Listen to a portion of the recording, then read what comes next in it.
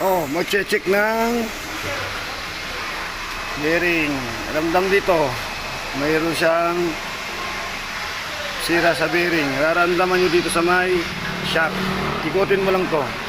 Yan. Oh. Ramdam yung bearing. Hawakan mo lang to. Oh, masisigurado nyo na kung bearing talaga yung sira. Ayan oh. Diba?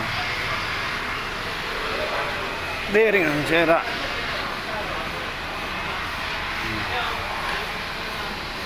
Mararamdaman nyo dito parang nababibrate yung kanyo, yung kamay nyo, may vibration. Ramdam mo naman yan eh. Yan ah, ikutin natin. Ayan.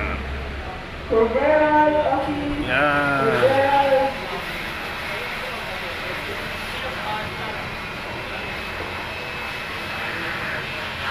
Okay.